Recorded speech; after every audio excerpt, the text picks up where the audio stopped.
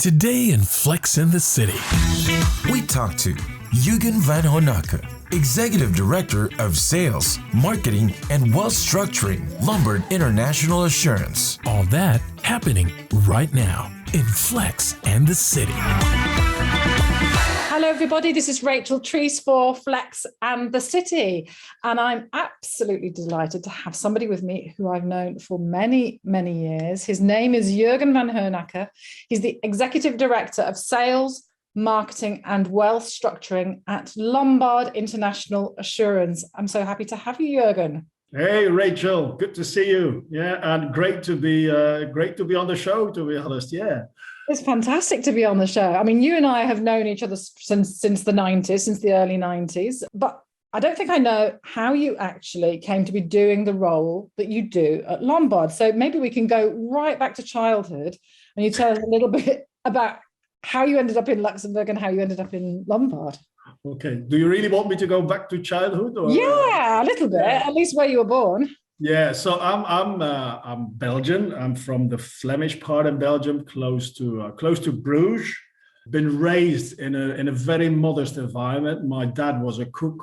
My mother was housewife, but they had a pub restaurant where they worked their whole life. I've worked as well quite a bit in behind the bar, which probably was a good school for me in terms of connecting with people. But there you go. So that was childhood. I did my first master's in economics at the University of Antwerp. And afterwards, I went to the University of Leuven, which is close to Brussels. I did an MBA there. And then afterwards, I started a PhD program. So that's a little bit the academic part. And at one stage, it was must have been back into 91, 92. I got contacted by an agency who was looking for people to work in Luxembourg. Wow. Now I hadn't finished at that time my PhD, but I wanted to do something different while finishing off my PhD and working in private. So I made a deal a little bit with my PhD committee, who were very reluctant initially, but say, well, okay, let's give it a try. So long story short, I started working actually 30 years ago in Luxembourg for a French bank, Banque Indosuez. Oh, okay. Yeah, and I started working in the IT department at that time, but it gave me the opportunity to get to know a little bit the internal dynamics of how a bank is operating, because I was a little bit an internal consultant in various functional departments. So that was great. And then after 3 years, I started working for guess what? Coopers & Lybrand, which then ultimately became PricewaterhouseCoopers. And there I worked in the management consulting unit. And that was really great because they gave me a lot of support to finish off my PhD, which I did finish eventually after so many years in 99. And but as well, I had great exposure to financial services companies. So I've did some time in private banking. I did some time in pure custody banking. I spent some time in fund companies, fund servicing companies, and then gradually I got more involved into life insurance companies. So and that became a little bit my area of expertise. And typically my assignments were all around transformation, business process re-engineering, transformation programs, and all of that. And I still vividly remember I was working on an assignment for one of my existing major competitors. I won't mention the name. And I had a great contact with the CEO of that company at the time. So we were working on a strategic assignment to make a presentation to the board in Switzerland with that person. And I remember my managing partner, Olivier Mortelmans, who is one of my big examples, a great guy. And Olivier called me, and I was in the middle of a meeting.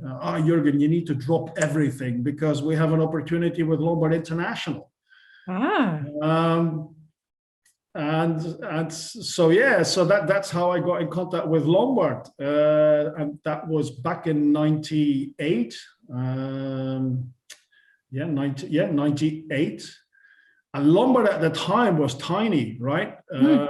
Everybody was looking at Lombard as a potential big rising star in the unit-linked life insurance, but not a single consultant could get in there, because John Stone, the founder of Lombard, he's very much a self-made man, and his belief in consultants was pretty low. Yeah, there was just a bunch of people talking BS and charging high fees for it. So he was very, very reluctant to engage with whatever consultant. But he, as very often, he realized that his company was growing extremely fast, and he could, if he realized that if he wouldn't do anything in terms of reviewing the internal functioning of the organization, his company would go straight in the wall. And so that's eventually how I got involved with Lombard. So my assignment was to have a bit of a front to back review of processes, systems,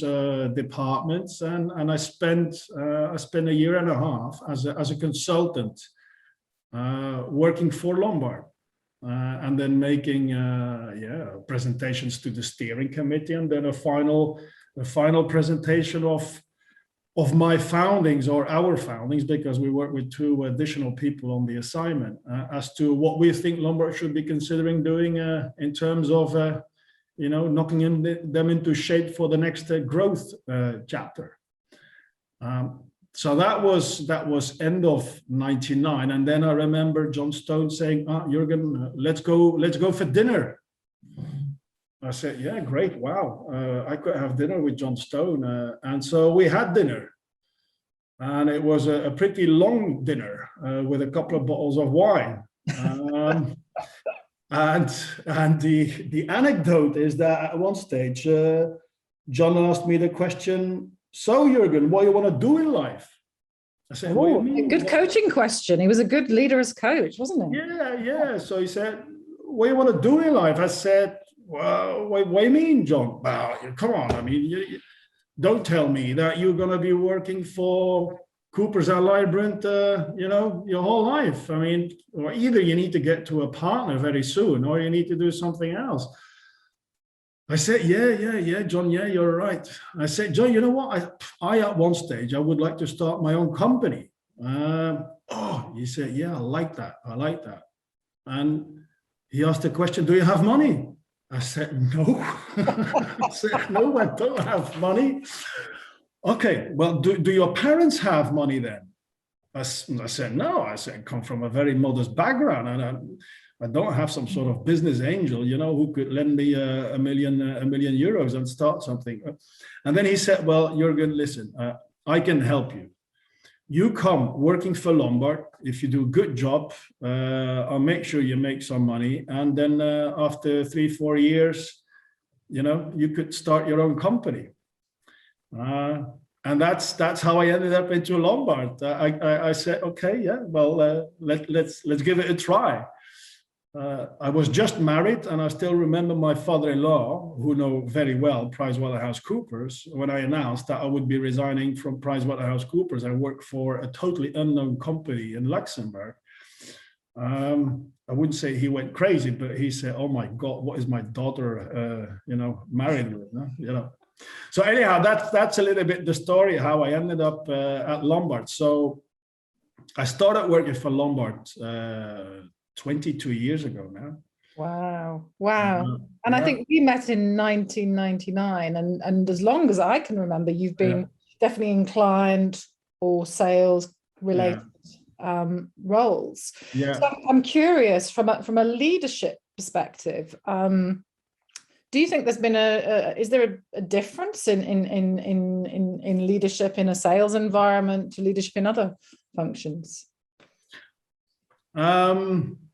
Well, there is, but I would say the foundations are no different, whether you're running an operational department or a sales department or a legal department. I mean, for me, fundamentally, leadership and people management is either you love it or you don't. I remember at Lombard 3-4 years ago, they were asking me to share my personal views to the group of people managers at Lombard. And, you know, at that time, there were around 100 people in the room. And I deliberately went in with a very provocative statement. I said, hi, good afternoon, everybody. I think half of you shouldn't be here. And they're all looking, oh, what is he telling? I said, half of you are people managers because you've been simply for a number of years in a particular role, in a particular job, and because, you know, in terms of career progression, they simply promoted you to a supervisor, a team leader, or a manager. But that doesn't necessarily mean that you're a good leader. And I've seen many situations at Lombard, but also outside Lombard, whereby people are bombarded as leaders, but quite frankly, they're not up for it. They don't like it. For them, it's a drag, and they get into very mechanical and instrumental people management mode of working. You know, where they clinically run their one-to-one and ask a predefined set of questions and just tick off the box. Okay, I've done my one-to-one, so my employee, my team member should be happy. And that's a little bit the challenge, I think. For me, it's like with everything you do in life, if you don't like it, you're never going to be successful at it. And for many people, it's a big challenge to admit, to look into the mirror and say, you know what, I'm more of an expert type of person. Yeah, I love just doing my stuff and I'm really brilliant at it, but don't ask me to manage 5 people because it doesn't, you know, it doesn't resonate with me. And that's for me the overriding principle of great leaders. These are people who really, really have the passion and enjoy working with people, you know, in the good moments, but as well as in the bad moments. And the moment you have that, and it's everybody of themselves need to make up whether they're in that spot or not. But the moment you have that, everything else is a lot easier, and everything else is secondary. And for me, it has been, I always knew it. I always felt the moment I could be in charge of, you know, people, I really got excited as to, you know, how could I bring these people to the next level? How can I start building something with these people? How can I bring a person who doesn't understand anything about our business? How could I, over 3-4 years, make sure that person is, you know, is a superstar? And that's for me something I really enjoy, to be honest. Yeah, but you need to love it, and you need to be willing to spend, you know, a lot of your time on it, and it's hard work.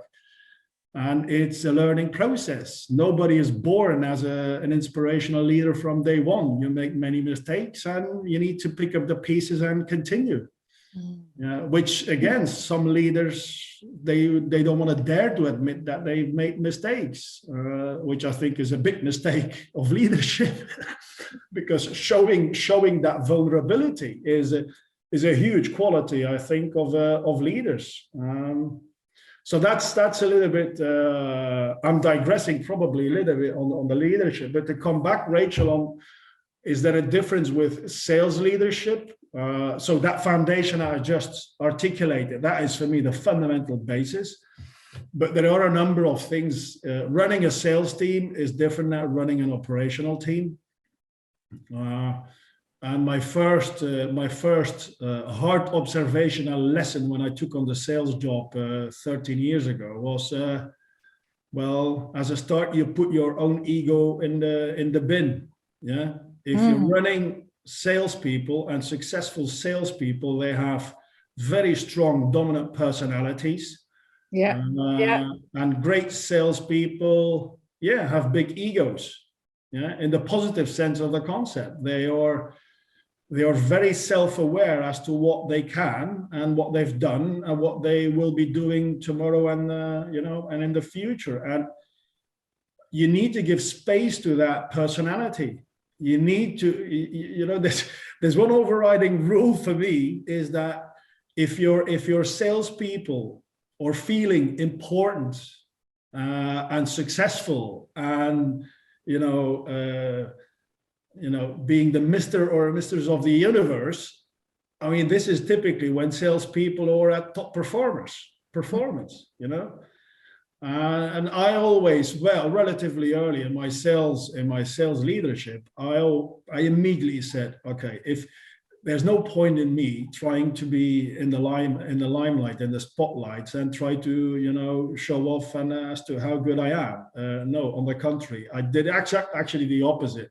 You know, the more I can put my people in the spotlight, the better it will be. The better it will be for the numbers, the better it will be for them. And ultimately, over the years, you get the recognition, the credibility, the respect back from the team and the wider organization. So that has been a little bit my guiding principle in running salespeople. And I've seen many sales leaders making that mistake. You know, if somebody has closed a big transaction or has achieved a big target, many sales leaders are trying in the first place to demonstrate what has been their instrumental input and contribution to that success. Wrong move. You should actually overplay the fact that that particular person or that particular team has done something extraordinary. And it's a delight to work with these people, and that you yourself as a leader has learned a lot from them as well. And you know, you should turn it upside down. It's for me a little bit common sense. It's been trial and error for me as well as to get to that stage. But that's clearly, the ego bit is clearly an important element of running sales teams. I agree, Jurgen, and I love your authenticity. I love your vulnerability, and I'm going to call it out. What you see is what you get. Yeah. That's Jurgen.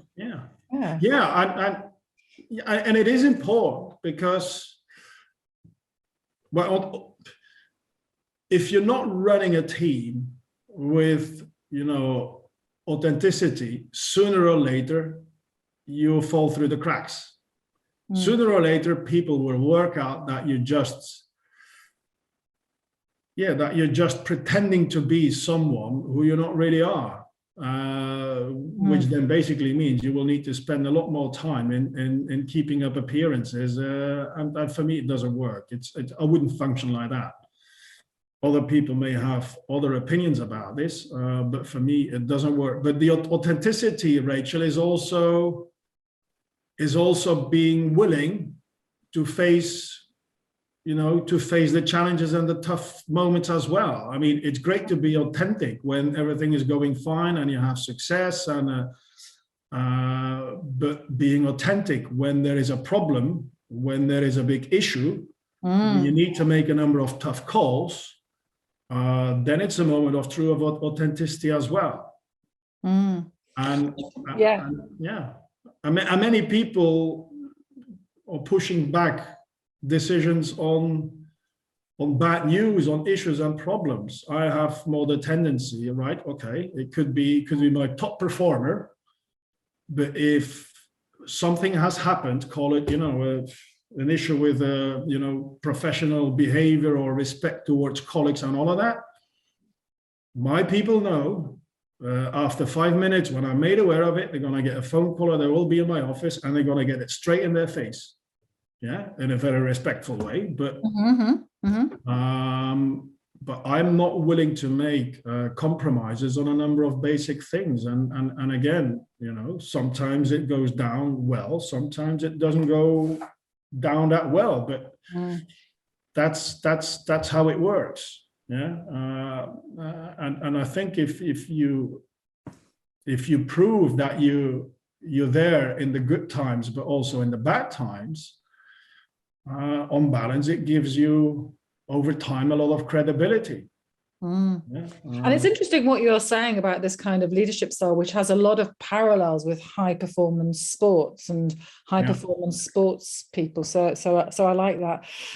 And maybe there's this question we sort of carry on this theme, but you mentioned you've been at Lombard for 22 years, and there've been a huge number of changes, private equity, changes in ownership. What has sustained you in all of this, Jurgen? What has sustained you as a leader and as a human being on that journey?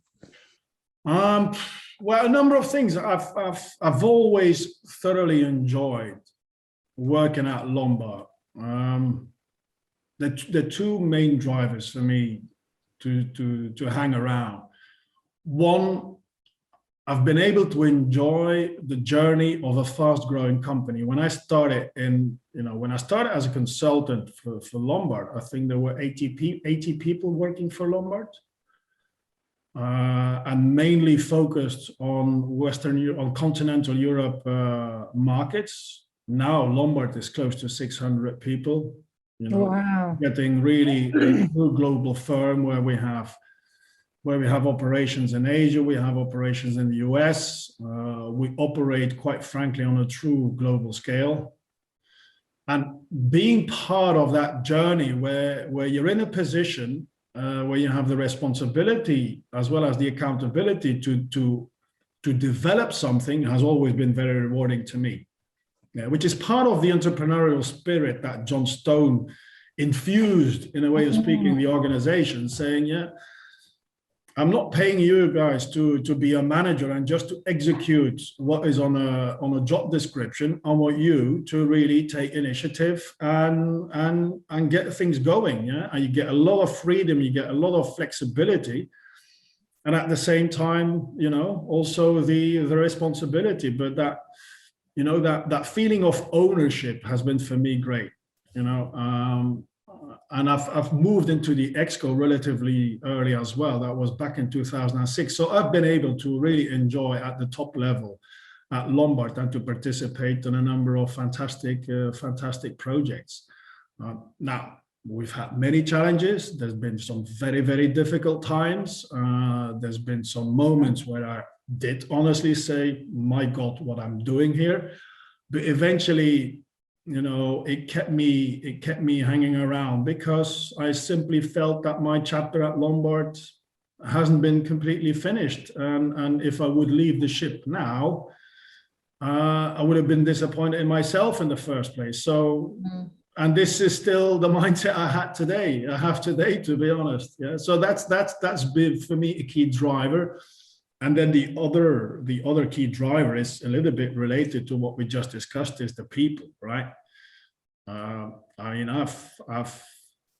came across really great people, and to be honest, the fun factor has been very important as well. We're a bit of a work hard, play hard type of people. Now, the bigger you get, the more corporate stuff and the corporate bureaucracy gets in, and sometimes these a little bit the Lombard family, the Lombard line family spirit sometimes a little bit far away. But I enjoy working a lot with the people I have around me, and I think Lombard in general is blessed with having still a big number of people around who have 10, 15, 20 years. Lombard history. Probably there must be something that myself and some of the others we're hanging around, and we're not jumping. It's the energy you create. It's the climate you create. Yeah, perhaps. Right. Yeah.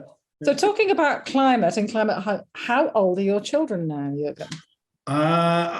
Apart from a lovely wife, I have two lovely daughters. Camille is the eldest. She's 22 years old. She's in her third bachelor civil engineer in Louvain-la-Neuve in Belgium. And the youngest, so she's a very rational, mathematical type of person. And then my youngest has started this year in Brussels doing interior design in an art school. And she's completely the opposite than her sister. She's more creative.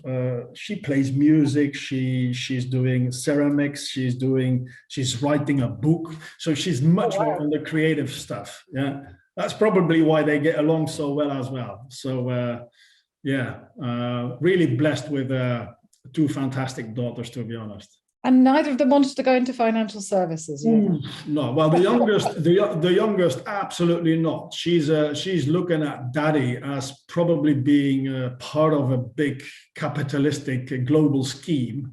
I'm putting it very plastic and extreme, perhaps. Whereas no, she's coming from a completely different angle. She's finance doesn't say anything to her. The eldest one, well, I'm not sure that she has any appetite either. She's still figuring out what she will be doing. She's doing engineering, electric, mechanicals. So let's see. It's too early. So I mean, I think your daughters are fairly representative of that age group. Is there anything you think we could do to make private wealth or asset management more attractive to these younger people, Jurgen? Yeah. What's the story we need to tell? It's a tough one, because I mean, we see it as well at Lombard. We're trying to recruit a lot of people. We still have 30 open positions today.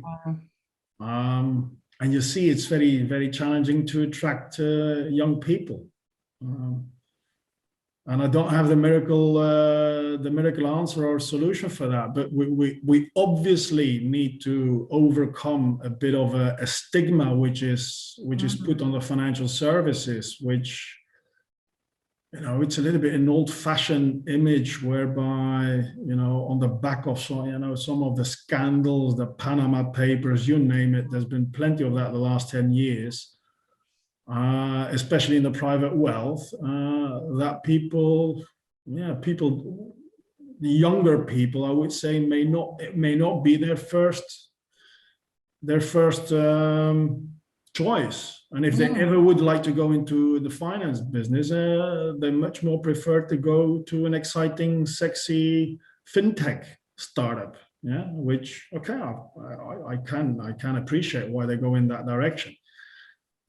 But I think so. To come back to your question, Rachel, yeah, we need to see how we could demystify a little bit the financial services business. And what I'm trying to do with some of the youngsters who are starting at Lombard at induction trainings is to look through, the figures, the amounts, the transactions, the accounts, and somewhat relate it back to to the human element, that ultimately behind every single client of Lombard, there is a fantastic story behind. Yeah, there must be some incredible people that you're working with, which, who are incredible entrepreneurs, I would imagine. Oh yeah, I mean, over my 22 years, I had the opportunity to meet quite a few really, really, really interesting and inspiring people. Indeed, many of them are entrepreneurs. Many of them have started with nothing and have built a significant amount of private wealth. And this is again what in the finance business sometimes overlooked, that people, and especially again turning it back to the previous question on sales, the ability to actually connect with these people and see the human story behind, and realizing, okay, if a client is bringing a piece of business of 5 million euros, 5 million euros is completely different than a 5 and 6 zeros behind it. Yeah, well, that's more than 5 million, right? But and if you try to get through the personal story of the person or the family, because sometimes it's a matter of generations, and you realize that there is an emotional connection with the wealth that these people have built up over the years. it makes a huge difference in building a relationship of trust with these people. Because in the end, Lombard is in a business whereby you're not going to place 5 million euros in a policy with us to terminate it a year after. It is a long-term financial decision. Yeah, it's probably, for many of our clients, the most important financial decision that they will be making in their life, because what they're basically saying, my 5 million euros is something that I will no longer need myself, and I will integrate this into a long-term succession planning for my children and my grandchildren. Mm-hmm. Yeah. But before you're able to make that decision, you need to have a high level of trust as to, you know, the people from Lombard that you're talking to, and Lombard in general as an organization. And if we would try to, in the finance business, if we would try to bring the human element a little bit back to the forefront, perhaps some of these young people may realize that, well, hold on, banking, private wealth is really, really fundamental as to what is happening in society. You know, if these wealthy people wouldn't be getting the right products and services, it would have a devastating impact into the whole entrepreneurial tissue of society. And if you don't have entrepreneurs and people who believe in in investing money and taking a huge amount of risk, well, you know, the wealth across countries would be a lot less. Yeah, if there wouldn't be that context whereby people, entrepreneurs, feel comfortable because they have solutions like Lombard to protect their wealth, and to have a peace of mind as to what's going to happen with their wealth after they're no longer around. Well, that would mean as well that these people would probably not be taking the same amount of risk into their business ventures and into whatever business opportunities they would be taking. So the more we could put a face, I would say, onto the bank accounts, the insurance policies, the transactions, Absolutely. Well, I've got an interesting question from the back office, who's asking what motivates you. What motivates you in all of this, Jurgen?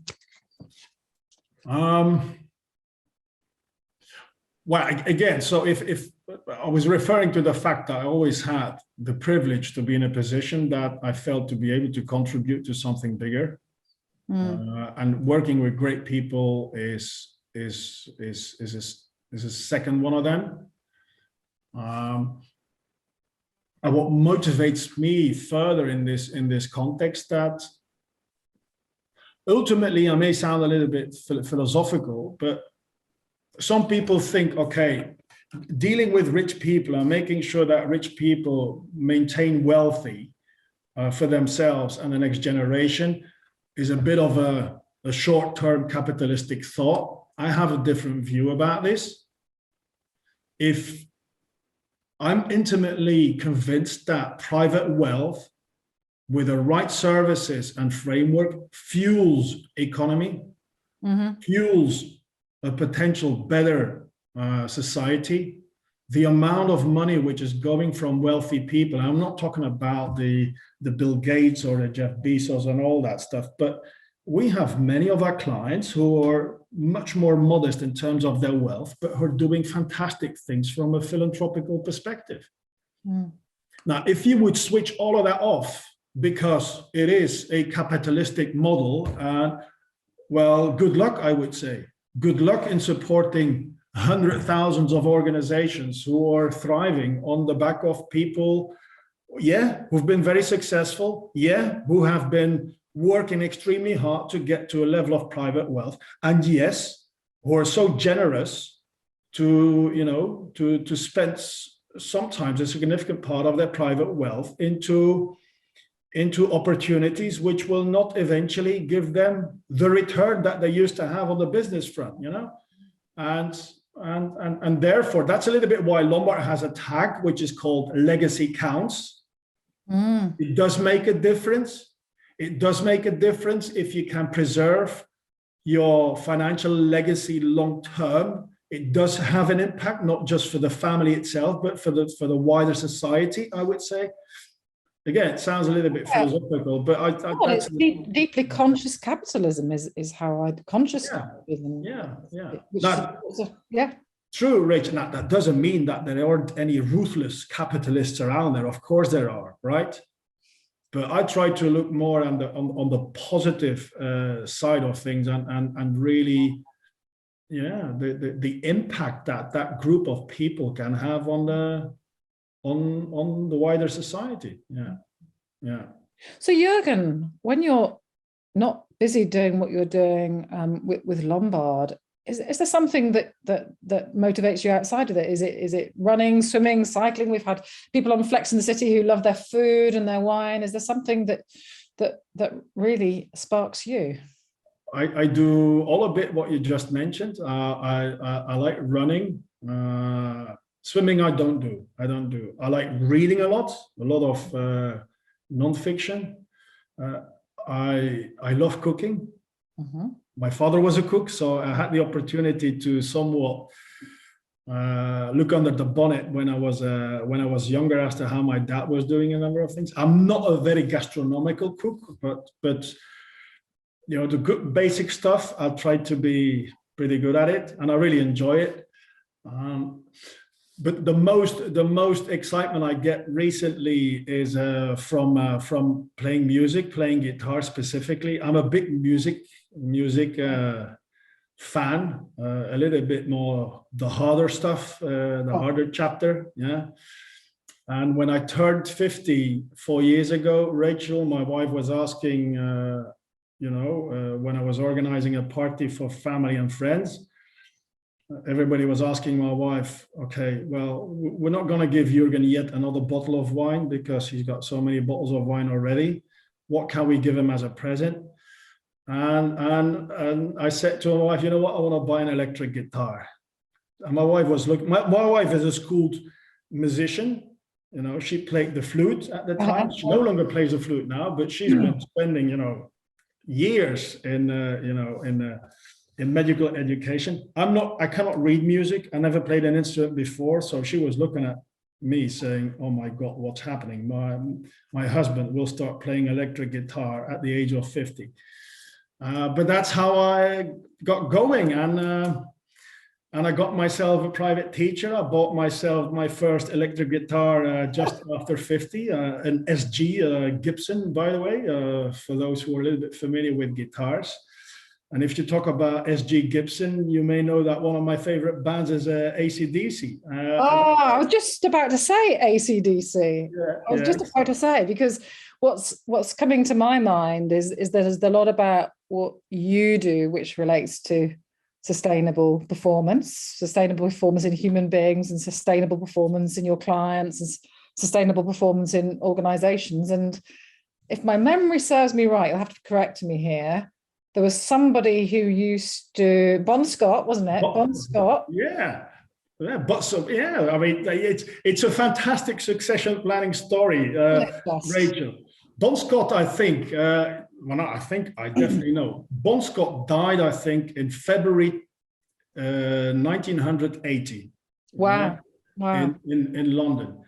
And AC/DC found Brian Johnson, a Scotsman, by June.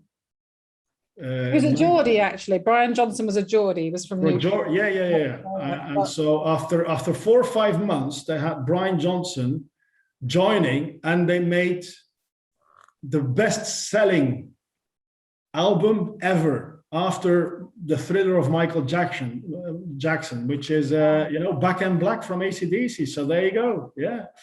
Wow. Jurgen Vanhoenacker, it has been a rock and roll, heavy rock, fantastic session with you, all about leadership, sustainable performance, and hard rock. So thank you so much indeed for joining us on Flex in the City.